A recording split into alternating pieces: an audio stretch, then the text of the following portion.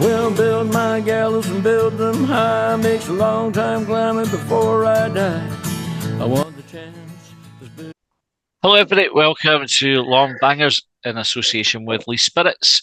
And I'm joined tonight by Colin. Colin, how's it going? Well, thanks for saying my name, because I noticed you nearly forgot your name, so I did. I'm glad you remembered mine. I was concentrating so much on remembering to say the sponsor's name that I forgot how we normally open up the podcast. And so it's been Maverick. Speed it up. Improvised. That's it, off the cuff. Well, I'm wearing Nick Montgomery's jumper, you might have noticed, probably. Yeah, it's smashing that. Aye. No, I've been in a good mood with them this week, I think we are, so I don't know if I should have. I should have maybe wore it 1 week when we won. I think we can still be in a good mood. I think, like, what's that? It's 4 wins in 6 games. Like, it's no... Mm-hmm.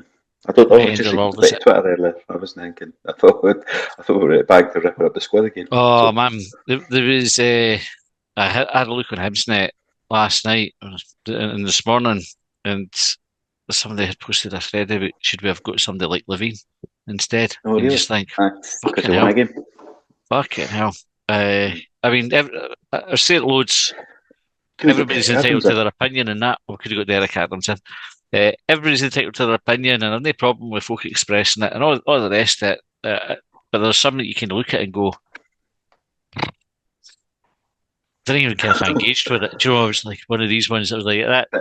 It reeked of attention seeking, but I'm sure they weren't. That's going to be unfair on the person, but it's a funny thought process though, because you could possibly argue I've got somebody like Levine, because folk are moaning about the style of play, and we're going to probably get on to how many shots we had on target in the game and all like that. But we lost, so that's why it's so bad. Aye, like because we didn't play well and we lost. It's if you've got Craig Levine in charge, then it's like that more often. Aye, it is more often. And I should point out that the brass neck mentioned somebody else being attention seeking when we did this. So I'm totally aware of that. Before you sitting there listening and going, "Oh, you fucking hypocrite!" Aye, fair play. Right, the game itself, Colin. We're obviously missing Joe Newell. So Newell came out. Jim and Jago came in to partner Dylan Levitt in midfield.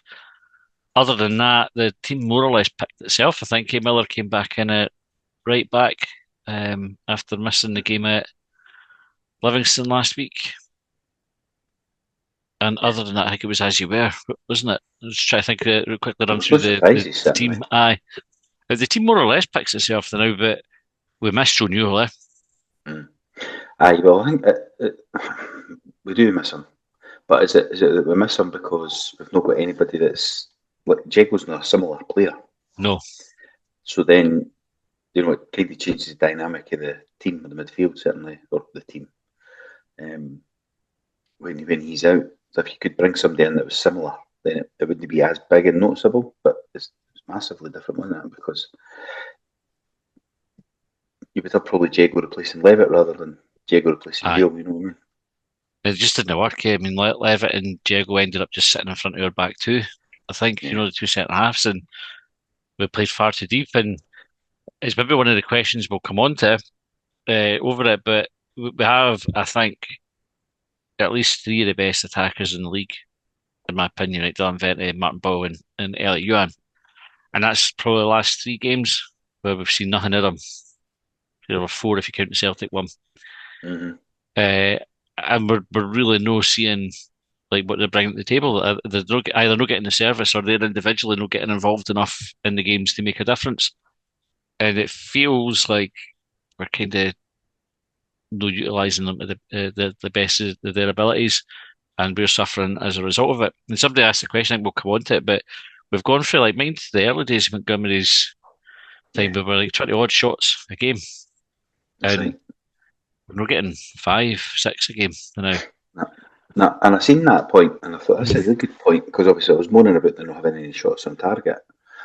Well, to myself or to you, I can't remember last night, but then I seen that point. That's a really good point. Like, we went for that 60 shots in 3 games or something that we spoke about to none, and not very many the week before or the week before.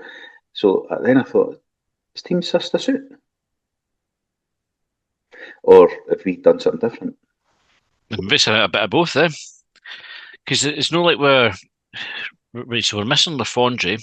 And I think how much a difference he makes that in terms of how He's been Venti there for a while plays.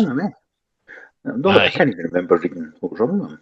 it was his MCL, I think he did. So he'll be Oh, back did he? in the new year, is what he Right. said on social media. I'm sure it was MCL that he did.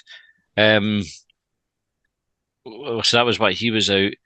We've obviously had Doige coming back in, but Doige after his injury hasn't really looked like he's Mm-hmm. playing the way he was at the start of the season where he was on fire. And then so Venti's coming really deep to pick up the ball to try and get involved. It's Yeah. not working with Boyle playing off the shoulder of the last defender. We're not getting any width. I mean, Jair was probably providing our width on Saturday, but wasn't really that effective with it either.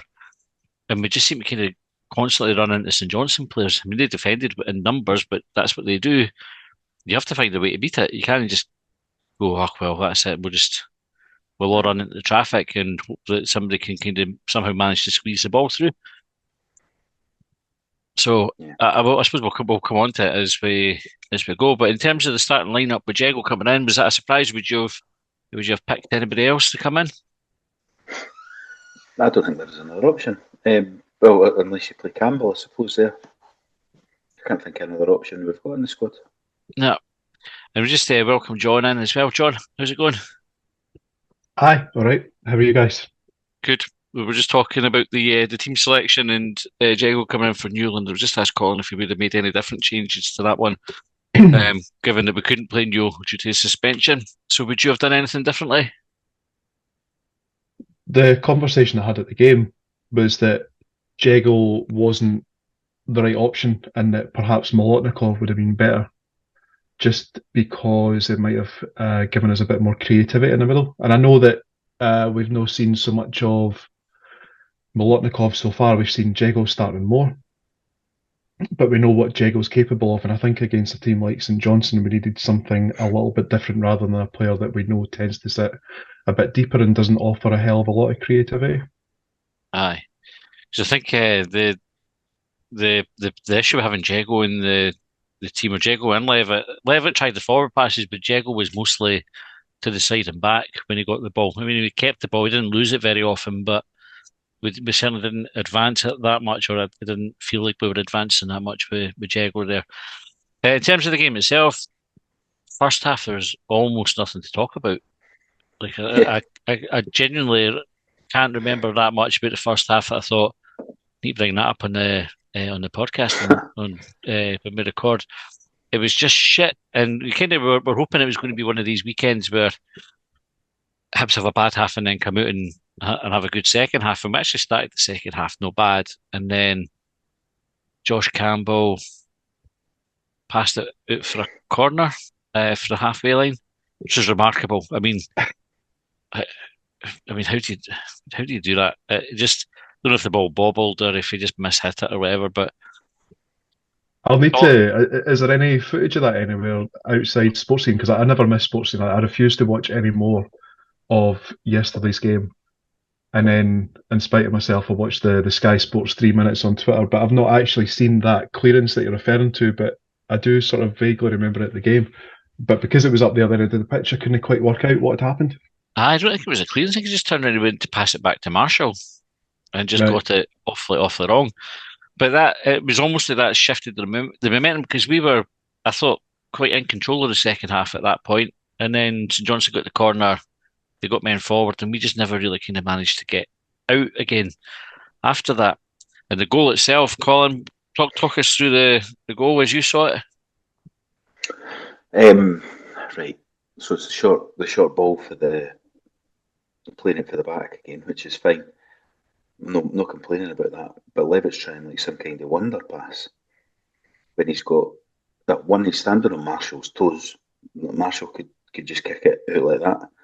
Two, he's got an option to his right hand side, and he tries this fucking, I don't know what kind of pass you would call it. I'm actually not sure who he was aiming it towards. And he went straight to the St Johnstone boy, who did a nice finish. Like I think Marshall could have done And then Grant Marshall had a decent game. He was probably the only one that got past marks yesterday. I'm not sure what Levitt was trying, but I don't know. I just want to pin it on one player because we've kind of got it. You'll see it. I'm sure we've seen it on Twitter. I've seen it in group chats that folk have got their players that didn't link, and they'll try and just pin everything on them and use the defeat or a bad performance to hammer them even more or show how right they were. But I quite like Levitt.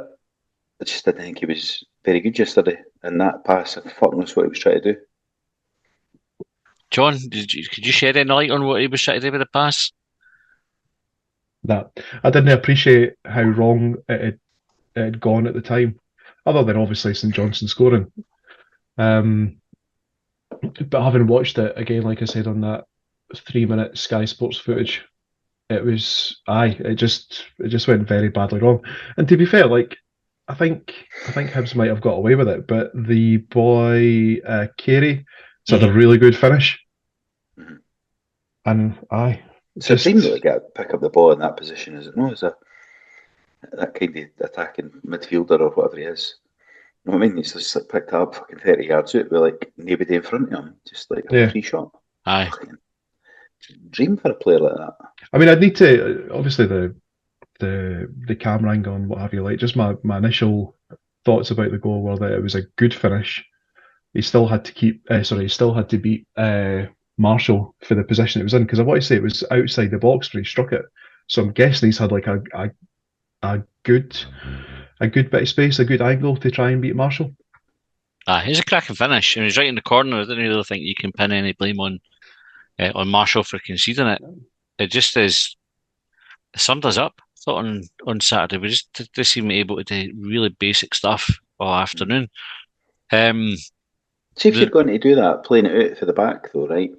So that isn't playing it for the back. That's just a long ball. Why is the goalie just punting up? Because that's what it looked like he was trying to do. He was just trying to kick it up towards halfway to somebody. I think, have we talked about this before with regards to... I wouldn't be able to quote it, but I think, Matty, you mentioned your laddie Josh and how they try and look for... The person in charge of the ball is looking for how the team is moving to make the decision based on what they're seeing in front of them. Mm-hmm. So rather than just going for like the lump it out, like the lump out that you're describing for Marshall, they're calling, you make a pass and then the game changes in front of you. So you're then trying to do something in the back of that. But he just lumped it up. Aye, so presumably that was he? a better option than playing it short, but he just got it wrong, didn't he? Like, and we got punished for it. Next talking point was probably the red card for Vente. Because we're right at the end of the game. Almost. Almost. Well, there was two VAR moments that we've got this red card, and then there was a wee penalty shout at the end. So we'll cover them both, and I'm just going to go right to the Twitter talking points for there, because there's fuck all else to talk about for the game. John, at the game, what was the chat like when the referee pulled out the red card for that? My recollection was that it was pretty muted, and it was almost like kind of reflective of the way that the game had gone to that point. Like Hibs just weren't in it. You like Marshall's pulled off a few good saves, so I think, all right, okay, like maybe we'll go up the other end and we'll sneak a goal ourselves, not dissimilar to the Aberdeen game. What's happened instead is St Johnstone has scored, and it's almost like it's like error after error, bad feeling, red card. It just seemed to just kind of like rub our noses in it a wee bit. And I think the suggestion, so when the referee got sent to the wee box, these wee TV, you're then thinking, well, hang on, like if there's an opportunity, if there's a potential here for him to rescind the red card, like, you know, kind of show the red card and the motion of ruling out, he's going to give them the yellow. Well, the St Johnstone player's going down holding his face. So you're asking yourself, well, has Vente made contact or not at that point? And if he's not made contact, what's going to happen with the St Johnstone player? Because he's clearly simulating. Aye. And that's actually like exactly what happened. So yeah, Vente didn't look that bothered though. Sorry, like, can I just interrupt for 1 wee second? There was one little suggestion from a cynic around me that meant that Vente was going to miss the derby, which meant he could get to go home to Holland for Christmas. I think Vente was really confident that VAR would bail him out. Which is fucking think mental that's if you're a what it Hibs player. But I just thought, he can't. Because he Right looked away, like he he's was in not the done first. anything. He was just like, Hmm. well, because he didn't go off the pitch or anything. He was just like, you'll see in a minute. Was pretty much how I think But he they was might he go off was the viewing pitch it. now. But it was like it didn't see. That's a fair point. It didn't look like he even appealed it. Like at first, you know how they normally go, "Fuck it, did he do it?" You know, go to VAR. It was like he just said, Aye, "Obviously, it's got to go to VAR." I just thought he Which was isn't totally the relaxed normal about it. reaction. But players didn't normally react like that, though. That was maybe where I was Aye, surprised. Because he never touched them. And you know what pissed me off a wee bit? Sports scene last night. I didn't watch the highlights. I watched the chat. Um, they were laughing about the boy taking the putting dive. his face. Aye, I even had a wee look up there, ha ha ha, to see. You know, you think, all right, is that all right to do that then? it's mental, eh? Because they slaughter Aye. Boyle. Like, Boyle gets the reputation for it. They're happy to slaughter him. And actually, if it wasn't for VAR, and again, we all moan about VAR, but VAR's sort of doing an injustice there again. Like that referee got his on-field decision completely wrong because he was conned by a player pretending he'd be hitting the heat. And it's no Exactly. funny that could have been vented out for the derby, so you're missing one of Has your been best three players for the matches game. he would have got Aye, with it for that. Or was it 3 matches? I don't know. I think it's Uh, two for a straight red for that. I think you missed the next one and then one other. I could be wrong. Because, but then he still got booked Mhm. for it because he rescinded the red but gave him a yellow. And I think, Hmm. well, is it still dangerous even though he won the ball because his foot's high? I'm not sure. don't know. I mean, we had this discussion before Aye. because the Kilmarnock boy got sent off home Aye. last season when he didn't really. Well, he did connect, I think. He did. Obviously He it was a red connected card with. because his foot was high anyway, Aye. so it's a foul still. He connected with was Chabrai. I mean, he connected with his neck, and Chabrai was up in the hospitality after it, sort of showing when he got hit. And the boy in Hibsnet says, "No, Chabrai is wrong. He hit him in the face." but then who? If his foot's high, is it still deemed as dangerous and a foul and a yellow card? Aye, I think it's just not red. Is that? I think that's where the referee's gone with. Aye, why it's a yellow and not a red. I don't. It feels like an unjust situation. The referees looked at that, he's seen particularly what the St Johnstone players done, and just ignored that. But because if it like I say, if it wasn't for VAR, we were doing a man for a couple of weeks. We're already short on strikers. We could have done without that. And it's just because the boy cheated. Aye, so VAR got it right. But can he now get done for simulation because they can do that retrospectively? Can they not? They'll know. No, they'll know because it wasn't a game. Like I think it's only if it's a game-changing incident. So if we'd won a penalty through somebody diving, and then that VAR has to sort of do it, and after they decide it's a dive, that's when it can get you can get a ban. Right. Whereas in Does this that one, mean that you can just pretty much take a dive anywhere outside the box if you fancy it? I can get away with it. Aye. Would somebody get sent off an error be a game-changing incident?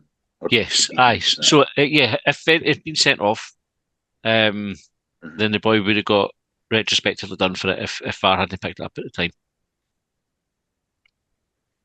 And that would make you question VAR more, though, as if you've got the opportunity to watch it there and then. But that's happened. Folk have won appeals. We've won an appeal where VAR's looked at it. At St Johnstone? Aye, at St Johnstone, funnily enough. We had a penalty shout right at the death for a handball. Were either of you thinking that's a penalty? I was up in the car park making my way back towards the car at that point. So I was kind of like I was leaving the ground, but it was more in hope than expectation. I was kind of watching the final exchanges. I don't know, in fact, could you call it the final exchange if I only saw one part of it? But I saw Marshall go up and I just thought, like, nothing's happening here. Like, I think everyone had the feeling, and there was comments at the game that we could have played forever and never scored. Aye. 3 shots in the game. By the way, I think we mentioned that John, no shots on target, 3 shots in the game. That's what we had. It's awful. I did actually do a wee bit of research because I saw a Hibs Twitter account talking about how we've only had 5 shots on target or something in the last 3 games. So I went to go and look at some teams around us. Like, I didn't do it for everyone. I just looked at ourselves, Hearts, Dundee and St Mirren, to find out how many shots they'd had in the last 7 games. which coincidentally is how many games it's been since Craig Levein took over. If I told you that there was a team that had 31 shots on target in 7 games, and there was a team that had 19 shots on target in the last 7 games, who do you think would have won more games? Well, the team with the 19 shots, because that's a loaded question. And the team with the 19 shots has won more games than the one with 30 odds. I hope he's double played. I hope he's double bluffed you. Have you? You would be wrong. Oh, So, I the edit this. team with 19 shots in 7 games is St Mirren. Right. Won 2, lost 4, drew 1, and the team with 31 and 7, Dundee, won 3, lost 3, drew 1. And Hibs and Hearts are about the same. Hibs 20, Hearts 23. Hibs have had 4 wins, Hearts have had 5. So I think there is a suggestion that says that the more shots you have on target, or it just stands to reason, the more shots that you have on target, the more likely you are to score. But there's definitely something on there that says that it doesn't necessarily result in you winning more games. But that's obviously dependent on the opposition, etc. And Hibs and St Mirren have both played St Johnstone in that time since Craig Levein took over, and St Johnstone have beaten both of us. And we're actually 2 of the teams that were, up until this weekend's round of fixtures, were 3rd and 4th respectively. 4th, yeah. And because of those results that have taken place, like the league's just completely, I couldn't even tell you what it is, because I think Hibs are 6th. 5th, I think we moved down to. But it's kind of like chopped and 6th. changed, and St Johnstone, having previously been like way down the bottom, are now 8th and only, I think, 2 points away from us, or maybe 2 points away from 3rd. I can't remember exactly, but they've closed the gap just because of a few results and going their way and a few results going ours, etc. We're doing 6 on goal difference. Are we? Just 1 goal. No, 3 goals worse than Kilmarnock. Aye. The tables are just St Mirren and Kilmarnock. You wouldn't expect them to be up there. That performance on Saturday, it was. I wanted to kind of chuck in like an unforgivable, right? This is one of these ones that was so bad. Do you know what you listed along the couple that Jack Ross had and the few that Maloney had, and obviously Johnson had a few of them. But you kind of look back at the end of the season, you go, that was fucking dreadful that weekend. If you get back into winning ways next week against Ross County, it probably gets forgotten about quickly because you're back to then like 5 wins in 7 games, and that sounds all right. And you probably can forgive it if it's just a one-off, and it needs to be just a blip for Hibs because you can't keep playing like that. It was fucking dreadful. One of the few times I've ever posted, I think, in all my time supporting the Hibs, I thought players should be embarrassed picking up their wages for that performance. It was fucking dreadful, absolutely dreadful. And how much more, or how more badly would it have to have been, or how poor would the performance have to have been from Hibs before you started demanding your money back? Because that's a good yardstick as well. There's usually people going, I've paid for buses, I've paid for tickets, I've had a well, I'm surprised there wasn't more of that, because it was so bad. Like we offered nothing all game, and it's freezing cold, shitty day. There's like a big Hibs support there. Expensive time of year. All the rest, it all comes out, and it's probably because St Johnstone are one of the cheaper games. That you never got that, but if I'd been at Tynecastle or it's also that they expect it. Aye. Right, any preview of this game would have said turgid, it's going to be tough, it's going to be 10 men behind the ball. Right, that's what I think we probably said the other night, and I'm sure the other podcasts said similar if they spoke about it. So, like, we knew what we were going into, so it's kind of just as expected. I'd suggest, but then this time we didn't get the win like we did last week, which was turgid, shite, hard. Which we knew these next 3 games were going to be. I missed the start because I was trying to get the wee one down to sleep. But I wondered if you discussed how good you thought St Johnstone were, or whether it was just because that. This was the point I was going to make with regards to our thoughts about the game. I'd say that it was going to be like typical Craig Levein, dark arts, all that sort of stuff. But I don't think any of that really contributed. I think he's got them maybe more organised compared to Stephen McLean and maybe Callum Davidson towards the end of his time at St Johnstone. But like, I think they were good value for their money, but I don't think they were particularly good. I'd agree with that. Sorry, They deserve for to the win. result. Yeah, they deserve to win. They were the better of the two teams, but I mean, it goes back to what we said before about St Johnstone. Like, would you be happy watching that every week? And I'm saying that as somebody who would not be happy watching that Hibs performance every week. Far from it. I'm probably not happy watching the performance that we put in at Livingston last week every week. But they're all right when you win. You can kind of stomach it a bit more Yeah. then. But so St Johnstone offered very little as well. They had a couple of chances. Marshall had a couple of good saves, but it was like it was direct and physical, and like I don't know. They just our players were off right from the start. Like I thought, Hanlon. I'm not singling Hanlon out because there was loads of players that you could apply this to. Hanlon's first involvement was to splaff like he sliced a clearance and then had to foul the boy and done that Yep. kind of running back to in the position, waving his arms at the referee, like, oh, what was that for? But it was because you fucked up, and that's your captain just setting the tone earlier on. He's had a physical striker against him again, but he struggled with. Hanlon's had that levelled at him over the years, and there's a reason for that. But I think that just set the tone for the rest of the team. We just he's splaffing clearances. You've got Campbell passing out for a corner for halfway when they need to do it. Campbell was on the bench though, wasn't he? It was like But he so came what on. we've not spoke about is making the subs. It's like the attacking guys were doing fuck all, Yeah, but we made 2 subs in the back 4 as well, which was like, this is a bit weird. And then we brought in somebody that isn't even the recognised replacement right back. aye. I don't know what the thinking was there. I honestly don't. Miller wasn't having a great game. I didn't think he was that much worse than anybody else. Mm. I think you could have had brought back Johnson's team selection Tombola to do the substitution zone on Saturday. There wasn't a player on there other than Marshall that could have complained about getting hauled off. Not one. So, Miller Even went off. Bentley played the whole game. Aye. And the problem with Venti, with Jago and Levitt sitting as deep, we had nobody connecting the defence to the attack. They were just like, they were so isolated, but none of the forward players did enough to get involved in the game. They were just happy to get marked to it. That's what it looked like. They just they all run into congested areas all the time when we had the ball, and there was never options to pass it. I get annoyed talking about it again. Right, we'll go into the talking points, and that'll probably cover most of it. Right, so Parmaham 2 is the first one, and he says, "Why is Levitt so shite? I've had my doubts about him, but was willing to give him time. But yesterday was terrible. Why do our forwards look so poor the last few games? And does Monty have a plan B?"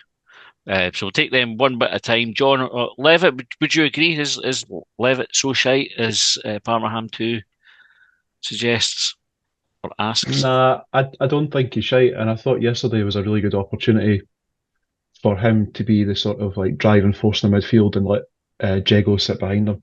I definitely think he's got ability. I think he's got the ability to pick a pass, ironically, sometimes to the opposition. So yeah, no, I think he's fine in there, but also think that it demonstrates how you find when you find like partnerships in different areas of the pitch. In this case, it would be Levitt and Newell. When you miss one of them, like you really miss them. Colin, why their forwards look so poor the last few games? I don't know. It feels we'll try to fit them all in, eh? Like Boyle up front and all that. So let's try to get everybody in the team rather than maybe play them in their best positions. I think Boyle's better out wide, and then that means that Tavares or Yuan has to go out the team to do that.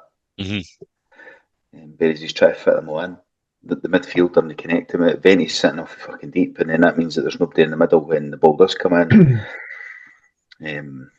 So I think we said that for a few weeks now about Venti, like being away back halfway line and that. So it's not just a new thing. I think we talked about Venti way back at the Dundee game when he set up Tavares when he started that beginning of his redemption arc kind of thing. And I think I'd made the suggestion that his lack of contributions and goals was fine at that point because his contribution was bringing in the other attacking players, and the problem was going to be when that wasn't working. and the challenge that Montgomery would face. And I think we're starting to see that now. And it might be because of what Colin's suggesting with regards to trying to fit all of those players in. Like I've definitely seen it before, and I've definitely commented on this podcast that it doesn't always work. Like it's almost like, well, you have this array of talent, so we must put them all in there somehow. And it might be just like, let's maybe, I don't know, like I'm not a coach, but like I kind of think about things like going back to basics a little bit. So like it could be Yuan left midfield, Boyle right midfield, and then you've got say Vente, Doige up front, for instance, just to try and give that a little bit more balance and more attack. Not more attacking options, but definitely more opportunities to try and get the ball into the strikers. Aye, I totally agree with that. And I think I get the temptation, especially when your squad's quite thin, as ours is, that you put Boyle, for example, through the middle, so you're not relying on Dodge for 90 minutes. But it's funny though, I actually, so I've started that point off, but I would maybe take one of the strikers off and stick another midfielder in, and it'd be more like a 4-5-1 or a 4-3-3 or whatever the fuck it is. Like I quite like that. One, if you're going to go with the one striker, then you can play, I don't know, Levitt further forward or Campbell supporting the striker or a new signing in January, whatever it would be. And the midfield's then no, because I think the midfield's getting battered a bit. I think teams have gone, there's only two in there, we'll just fucking flood them. Aye. And then when it's Diego and Levitt, then you really struggle because Newell's not there to like get booked in that, like David Stevie does, drive the ball forward and put tackles in. Not that I'm suggesting Nick Montgomery's naive or anything like that, but and I made the joke last week when we were talking about Craig Levein being 59 and how I'd thought he'd been around at least twice that long. But he's had a good few years in management, and he would have done his homework on Hibs. He would have been, like, he's been in the media, so he's been watching Hibs. And I wonder if he's just kind of looked at that and went, I know exactly how to beat them because I've got a number of years' experience over Montgomery. Like it seemed like so that's what we were saying about St Johnstone. Like we don't think they were particularly good, but they were good value. And he's like Levein, whatever it is he's done, it seems to have just got them winning a couple of games and moving them up the table. And we found ourselves on the receiving end of it. Prediction time here. They'll revert to type and will Ash and Burn as the rest of the season. As I said, St Mirren would and Kilmarnock will at some point as well. That will happen with St Johnstone. They're not a good team. Monty having a plan B. There's a big question mark around that then, away. And I know he'll say that the formation's fluid, and although you maybe start 4-4-2, it doesn't go that way.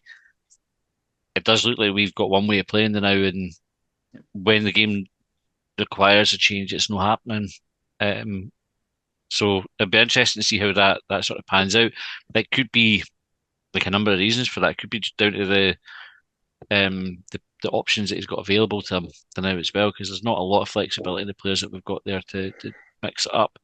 Although I agree with your point, Colin, like a 4-3-3, I think we would be quite suited to playing it. I think we definitely have the players to do that. He's going to have to look at it. I think you kind of have the performances that we've had, particularly Aberdeen, Livingston, and St Johnstone. Although we've won 2 of those games, there's definitely been alarm bells in them. Aberdeen, battered us for a good chunk of that game. We needed Marshall to play out his skin to take it, him saving penalties and everything. Livingston could easily have taken something for the game against us. So it's all right when you're winning, but if you stop winning and you're playing like that, then you're in trouble. So he's going to have to consider it. Robert Cherry said we've been bad for weeks. This time we didn't get lucky. Roll on the transfer window. Fair comment that one with the transfer window. Do you think there's going to be much work done in January? I think there's bits. I've seen some stuff, and they'll probably come out now, but it's almost like ripping up the squad. And I've seen lists say like 10 players and that when you get ready. I don't think that's going to happen. I think the squad's been okay, and he's made the squad better that's there, but they've still got this in them, which is this fucking shite away game that we go to one of these places and come away and usually make excuses for them. Or that's what I feel like that we try and do. Because this time we're doing another one, or the fans that we're getting the messages in for saying fucking bin them all. I don't think that'll be the case. I think it'll just be adding hopefully better players than what we've got. But it is January, and we keep getting told January is a hard window to buy in and shit and all that. So it might just be players to bulk the squad out so that we're not having to play Josh Campbell at right back. Mhm. Or we get an extra midfielder in for when Newell gets suspended. Or we've got another striker because Lafondre's injured. And that, or we've got a centre half that can play left centre half. Yeah. John, what do you think? Do you remember the question? I do remember the question. It was Good. something to do with the transfer window, so I'm just going to bullshit it based on those two words alone. I said when Montgomery got appointed that, and I'm sure I said it like when Johnson was appointed and previous managers before that, like they all need time. Like we can't keep going through that 18-month cycle or the average 18-month cycle of managers coming in and what have you. I think Montgomery maybe bucks the trend in that he got appointed at the start of the season after the transfer window was closed. So like he's playing with someone else's squad. I am going to do a little bit of work on the Mariners, the team that he came from, because I was really curious to see what sort of change took place in his first season with them and where they finished. And like one of the big sort of selling points from getting the Hibs job, like just how much changed in the squad. Like what did he do to get them to win the league? And I know that there was like a playoff system there, so it wasn't kind of like they finished top of the league or whatever, and it's completely different in Scotland. But with regards to our squad, like I do think my gut feeling is that there's going to be players that are going to move. He seems to be pretty rigid with regards to like how he wants to play the game. So I don't know whether like the whole plan B argument, if we're ever going to see that, or a different type of formation, we might. I think that'll have to be like an evolution of his coaching style, though, which you've not seen in the few years that he's been a coach so far. But again, like what Colin says there about the January transfer window, like it's not really a place to be doing business. Like Hibs don't have the money to go out and buy the players that are doing well Yet. and you didn't really yet, and you don't really want the players that are kind of like off on the sidelines or whatever. So the challenging part with that is, well, do you go, well, are you waiting for the next transfer window and you potentially have like a really few difficult months in front of you?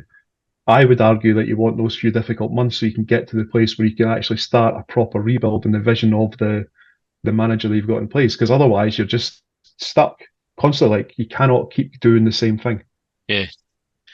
It'll be interesting. Montgomery at Central Coast, I think he was known for the quality of his signings, but also I think he went for players who were almost like castaways or like down and outs, kind of like Jason Cummins, who was struggling and not really kind of doing anything, bringing him in and turning around and getting him back on track. And I think he did that with a few players, and that was sort of his like a trademark of his type of signing. So that'll be interesting because.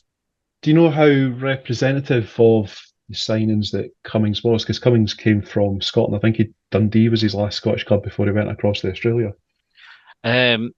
So, I mean, I don't know individuals, but I remember reading about it, and it was players who had just been like sort of left on the scrap heap without a club. He took one player that had to really sort of play professional football, and just brought them in and gave them a contract and built them up, and they were like a mainstay in the team. So, I think he's probably looked at. You take what he's done with Jair, for example, who was a player who was on his way out, turned him around and get him in playing first team football, and I think that's what he likes to work with because he's all about attitude. We'd rather have the good attitude than the talent.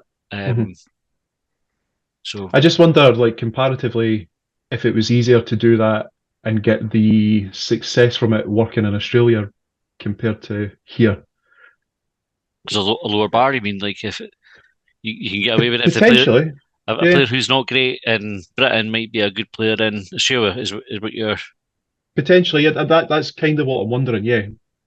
Because I think, I suppose what I'm maybe suggesting then is that the managers that we've had previously who have tried to operate in that January transfer window haven't necessarily looked at a player's attitude. They've maybe went for ability, for example, or chairman's contacts and got them in instead. Well, we've got quite a few listeners in Australia and New Zealand who are well aware of the A-League, so I'd ask them just give us a tweet or drop us a wee message on Facebook and let us know what the difference in standard is like and whether that Derek that Adams question... I know as well. He's got an opinion on standard Who's that? Scottish football. Derek Adams. Derek Adams, aye. Ask him. Right, Ventus Plenty said, agreed with your earlier tweet during the match. If a player cons the ref enough for the ref to instantly pull the red card out, only for the red card to be overturned by VAR, The cheating cunt should be sent off, in my opinion. Probably wouldn't have made any difference, though. And with Hibs being a pioneering club, what's the chances we could draft Jorian Balcom into the men's team? She's banging the goals in left, right, and centre. So a hat trick yesterday again, Aye. Worth a try. Try anything now. I hope Joey Barton's not listening. Imagine how triggered he'd be by that. I know, he got mental. I was You're like, getting us on the bed, raise the profile though. We might Aye. interact with your tweets. What's the tickets for the derby? we were, Colin and I were at a Christmas night out on Friday night, and they played All the Single Ladies, getting the Beyonce song. And I was like, I bet you fucking that triggers Barton. That song. You'll be like, where's the song about all the single men? Like, have we not got a song? They'd be fucking raging about it. So that was the other thing that happened on Friday night. And I mentioned to you this at the time, Colin. Early on the night, I was at the bar, and there was 4 guys that were ordering baby Guinnesses at the bar as well. And I looked at them and I thought, they look like Hearts fans, right? Mm-hmm. They just do, right? Look like Hearts fans. Can't explain why. I didn't see how many fingers they had or all that kind of the usual cliche stuff. They just looked like Jambos.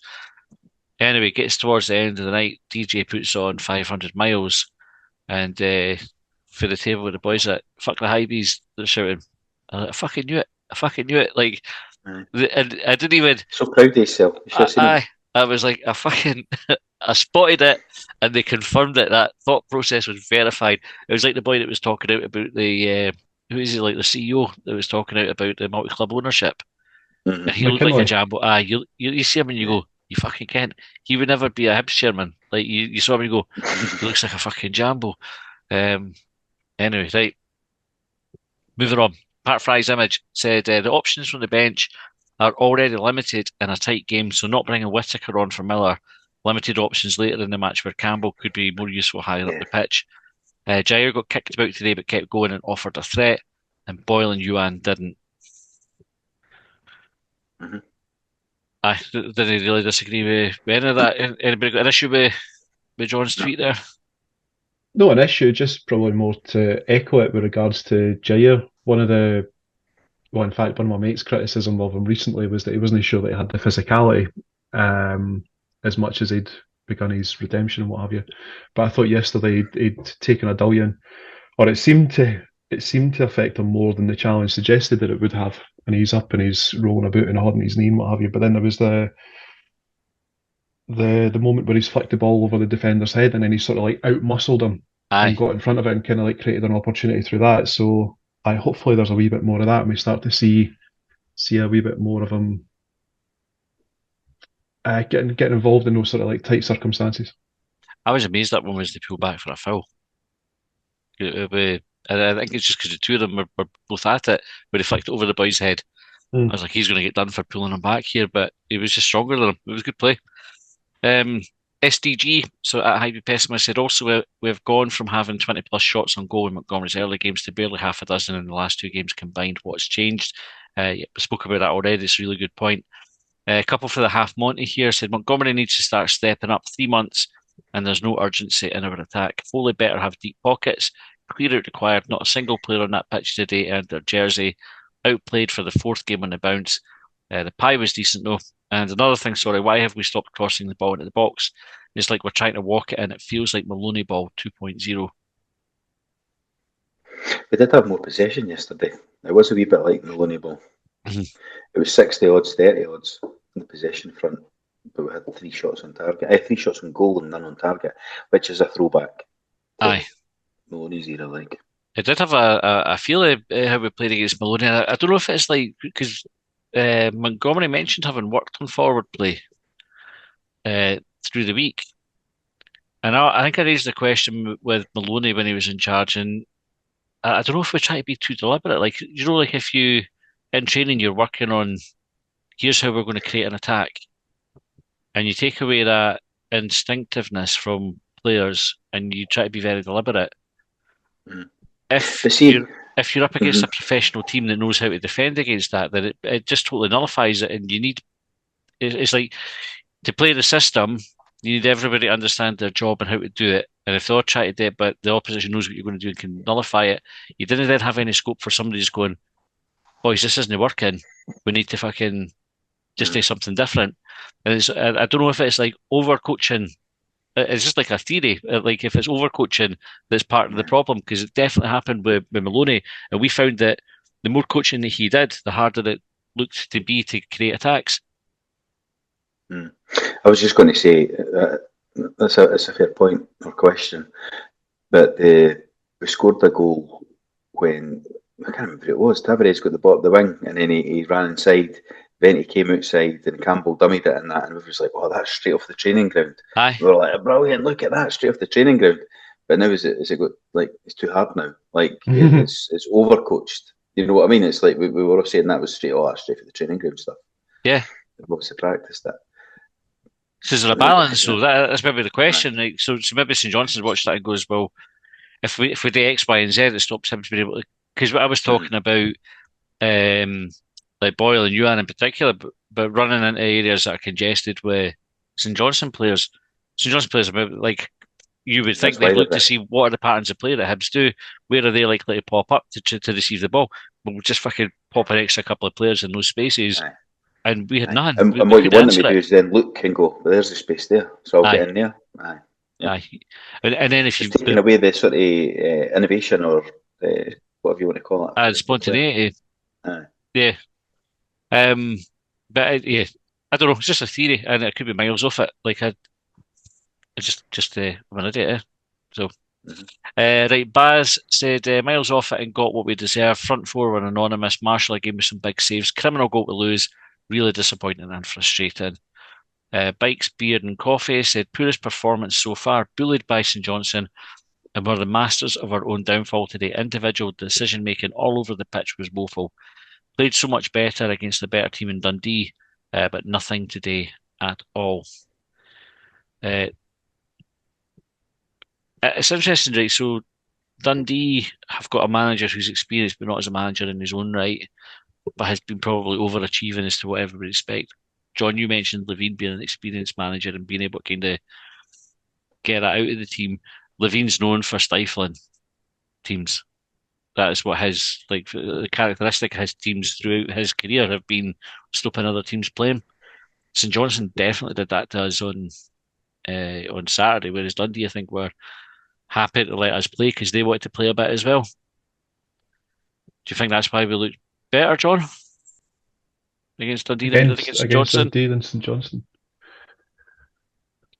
It's hard to say because, like, when we beat Dundee, I can't remember how many games ago it was now, but that was kind of like early, mid winning run, and now, like some of the comments that we've had, like we've not been at it for the last couple of games.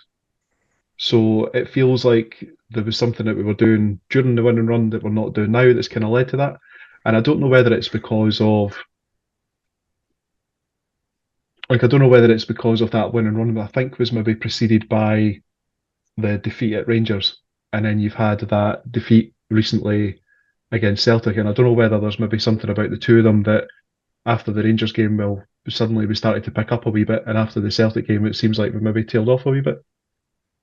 So I really don't know. Like there might be something in there about like the squad depth, and it seems so strange that we're having this conversation still, because for the last couple of seasons, last few managers, there's always been a lack of squad depth. Mm-hmm. There's always been like key players missing, and we always seem to have key players injured. And I don't know how you fix that. Like, do we need a better physio? Do we need more medical equipment? Is there something about the training centre, for example, or like the games that we're getting involved in that players are getting injured? I don't know. It doesn't seem reasonable that you should, like, because normally like clubs will have like an injury crisis, but it seems like it's like a one-off and it maybe ruins that season. But this is something that is continually affecting a number of seasons now, and we haven't ever resolved it. That seems really, really poor to me. I wonder if there's just some kind of there that's really good at voodoo,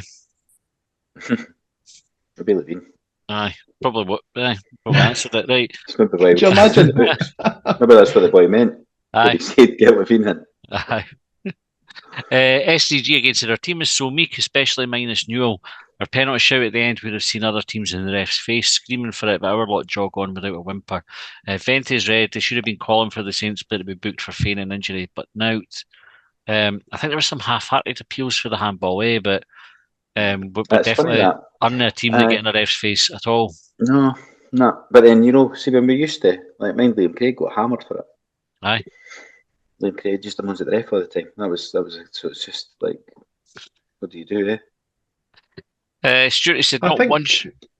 Oh, sorry, mate. I was just thinking back of it, like getting in the player's face. Like as I say, with the penalty, I never really saw it properly.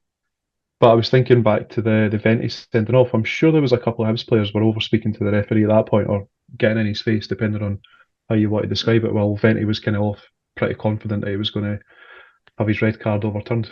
Levine had a go at Montgomery for Venti's challenge. I wonder Did if I wonder if when it got reversed, if he was graceful enough to go and say I'm sorry for my player diving and that acted like a cheat. Aye. He's a really nice guy at heart, isn't he? I've heard them. Craig Aye. I've heard Levine, them telling us that. graceful enough. That's That penalty, the penalty, by the way, I haven't had to answer that question. Aye. Hello. There was one like it in the Man United game today. Aye. The boy, the Shaw. fullback, Luke Shaw. And I think that was like it, and they didn't give it either for the same reason. I think it came up off the boy's body, which isn't meant to be a penalty. But I was shouting for it at the time, was the answer to the question. Of course I shouted for it. Aye. But then you see the replay and you go, it probably isn't. Probably no. Although that didn't count when it came off Joe Newell's body onto his arm when we played Livingston. This season it was. Aye.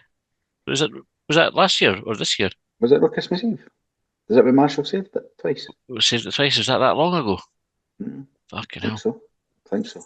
Well, it'd be wrong than that. I think it was. Because we should have mentioned that when we were talking about Guthrie, saying that Livingston didn't get penalties against Hibs. The fuckers got kind of 2 in one game against us. Anyway, right.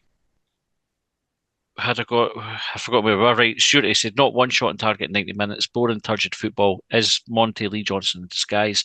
Has Levitt been a complete waste of money, and can Bill Foley score goals? I don't know. I'm not getting the hate for Levitt. I've really enjoyed watching Levitt. He's had a couple of games where he's been no very good, but he's also had a couple of games where I thought he's really shone. And he didn't have a good game on Saturday. Sean Levitt.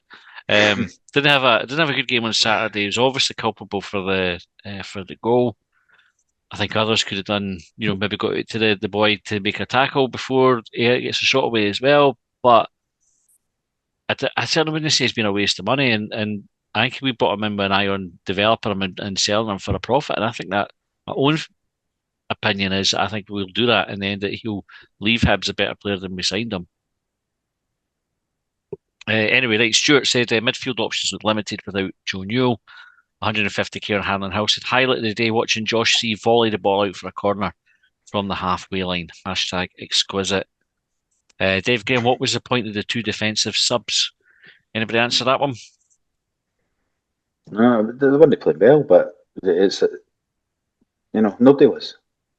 But Dave might have a different perspective because he loves Paul Hanlon. He wouldn't want to see him substitute. Exactly. Yeah. The person. Callum CMA said the squad's paper thin, absolutely nothing on the bench to change that, not for the first time this season either. And that's definitely a problem for us as well. And I think, I don't know how much of an argument there is to say, like Monty talked about it, that he didn't need players to give, like go flat out for 90 minutes. If they could do it for 70, he would bring subs on. I wonder if we're suffering for that now that he's not got the quality on the bench to come out and really sort of impact the game. So the players who are out there are tiring quicker or trying to manage their fitness for the 90 minutes. I don't know. That's maybe something that I can investigate at another time. David Loudon said penalty at the end, no dispute. A little bit of dispute, David. Neil Rent said, what's Bill Foley thinking? Don't know. What sporting side can I invest in next?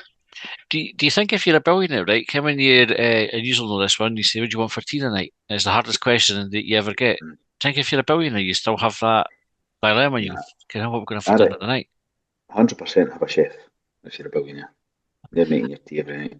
And they just get it served up, whatever they just surprise me. Just have it like that.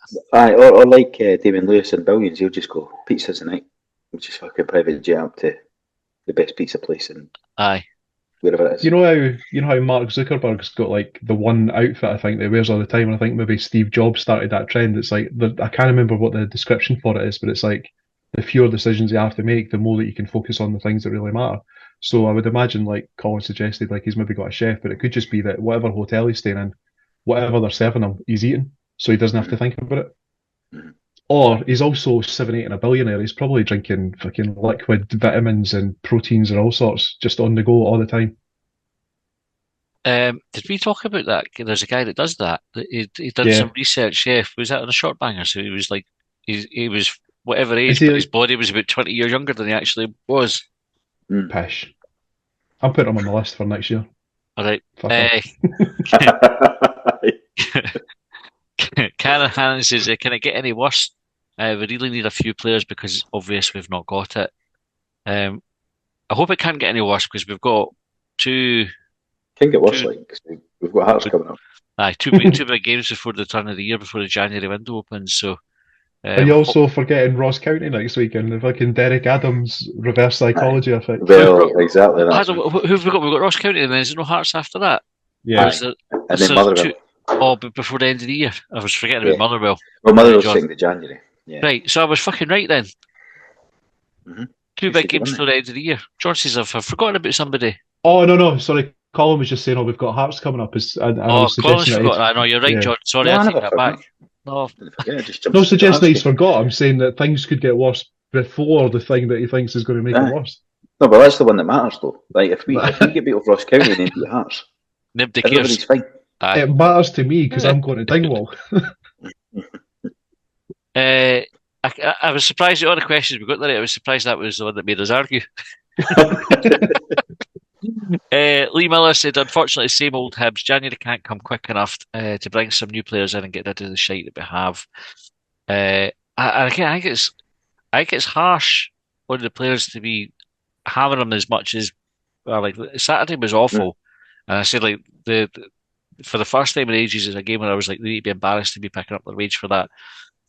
But they're no shite. They just won 4 out of 5 games going We've into that. lost 3 since the manager came in, and 2 of them are Rangers Celtic. Three in the league, aye, and obviously the one in the cup as well. Oh, I'm applying the rules to make it sound better. That's To make it so, all right, aye. Sorry, I should have just let that slide. But I think the point stands, doesn't it? Like it's the players have done all right, and they were sitting 4th up until that game yesterday. So Patrick McManus is talking points. John, we were sleeping in this game. Too many parties. Paul 1875 said Hibs are nothing without Joe Newell. He's the spine of our midfield, 100%.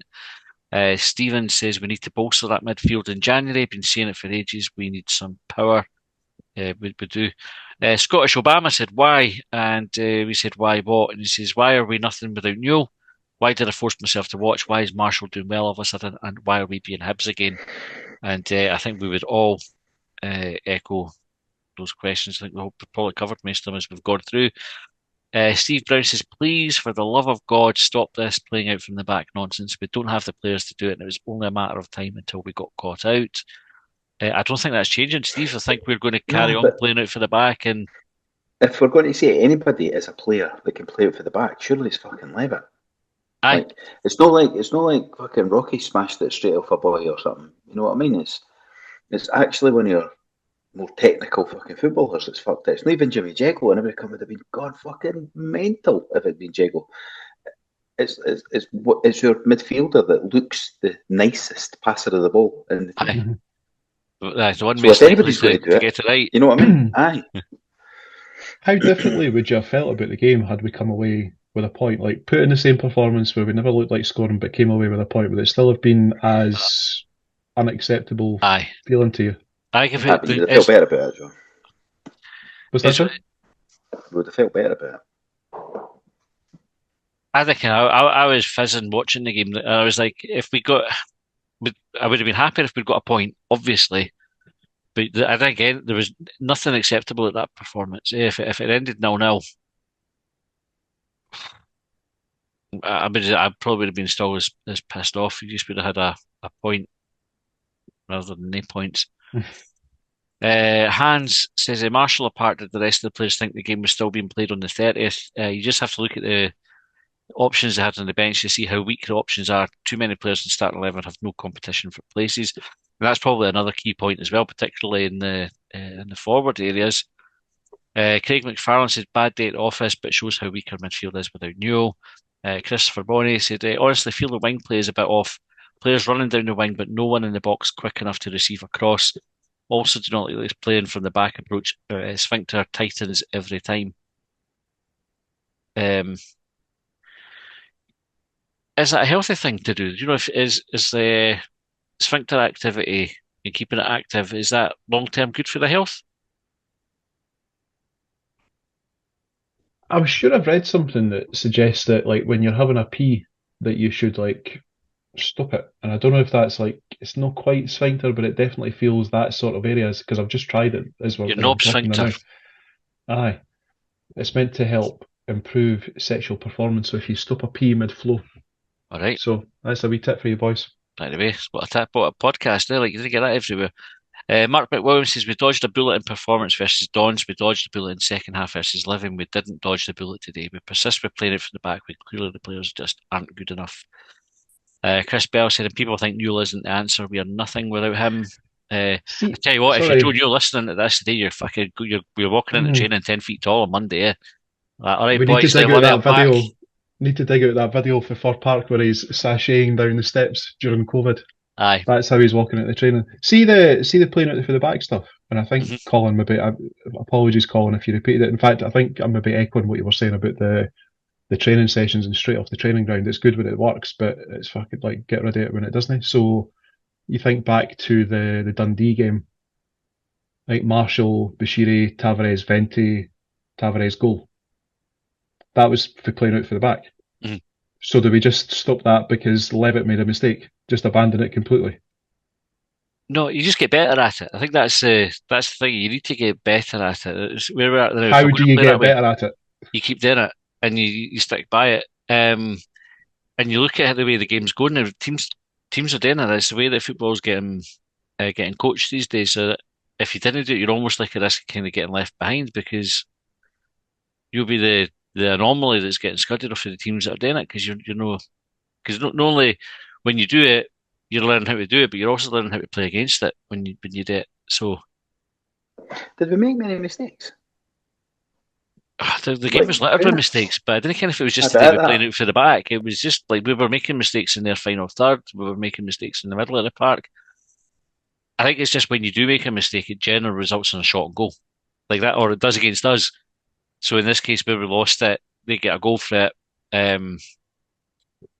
So it's like when a goalie makes a mistake, it always looks worse than when a midfielder makes a mistake and gets away because somebody's there to mop it up. Elson Loon said the handball claim at the end would have 100% been given by VAR if it had been Stickies or Celtic. Mikey Love said who else fell asleep. And DJ1875 said, unfortunately, that kind of performance is always in us. And the last one is from ONG, who said, why is Marshall having to make 3 or 4 great saves to save us from an absolute pumping against that shite? Good question. It's his job. It's just his job, Colin, isn't it? Right. Thank you very much. Are we saying that other teams shouldn't get a shot against us? Just the shite teams. Like, shouldn't they get shots? Shouldn't they get 3 or 4 really good chances against us in a game? And every team you always get, there's always a 5, 10, 15 minute spell. Every game you should be ready to defend. Like even against the shite teams, it happens. But it doesn't always happen, right? You look at Celtic. Aberdeen had no shots on target today, her cup final. They had 0.16 was their XG against Celtic when they got beat 6-0. We had no shots on target yesterday against St Johnstone, and we're the shittest team in the league. So, is it reasonable to say on a one-off you can restrict St Johnstone to less than 4 good chances in a game? I think that's that unrealistic. I don't know. I just think you've always got to be ready to defend. And I didn't care if they were good chances. They were good saves. But that doesn't always mean it's like a good chance. Aye, that's it. Has anybody seen the XG stats for it? No. See, as part of my my research earlier about the number of shots on target in the last 7 games, St Mirren were another side during that run of 7 that failed to register a shot on target during one of their games. And while I'm not suggesting that it's like, well, it's fine, other teams do. That's not what I'm saying at all. What I'm suggesting is it does happen elsewhere, and I wonder if because of the nature of the teams that we're playing against and the frequency with which we play against those teams, and the lack of money that's in Scottish football, that you just find yourself battling constantly. So we've come off a run of tricky fixtures. Like, that's how it feels sometimes. Like, you go from like Rangers, Celtic, Aberdeen, Hearts, where it's difficult games because they're kind of like seen as like equal or better than you, and then you start going up against like St Johnstone, Ross County, St Mirren, although they're up the top end of the league this time, and then you go into games where you feel like you should be winning them, but actually you're in another battle, just a different kind. Like, none of it is easy. Like, it's just it's actually, and I think this is one of the reasons why I think the possible investment from Foley, and if other clubs adopt that model, it could generate interest, and it could create a better standard of competition in Scotland. Because at the moment, like, especially league, and you can argue that it's tight, or you can argue that it's fucking shit, but St Johnstone had the start that they've had. They've won a couple games, and suddenly they're a couple of points off the top half of the table. Yeah, I think that's fair. It's interesting because for all folk have been critical of the style of play under Montgomery. There was a thread, I think it was Craig Fowler, from the Terrace, who had said that because they get access to Y-Scout or Stats Bomb or something it is, that he watches a lot more Scottish football than he previously would have done, and Hibs are one of the best teams to watch, in his opinion. And I didn't get the sense it was like patronising Hearts fan praise that he was given there. I thought it sounded genuine, and I think it's probably true that when it clicks for us, we are one of the better teams in the league to watch. But when it doesn't, and we put in a performance like that, I'm amazed me if folk weren't asking for the money back. It's fucking awful.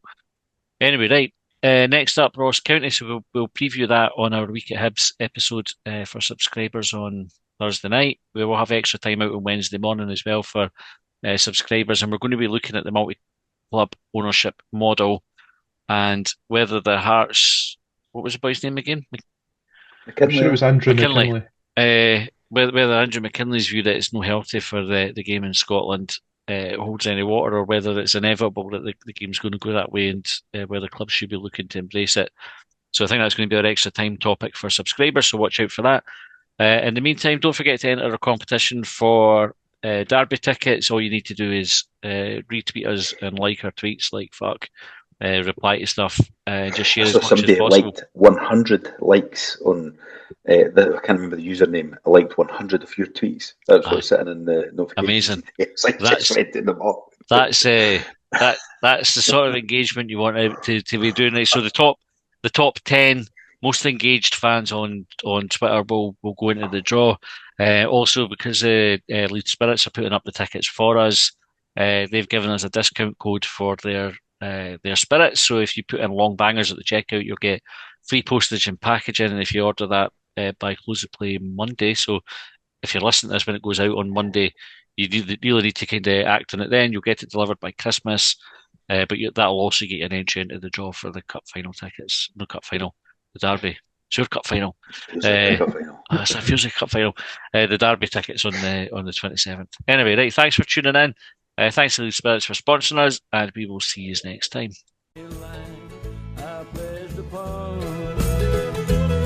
Well, they trailed me down when I broke free. I drank all the whiskey in Tennessee.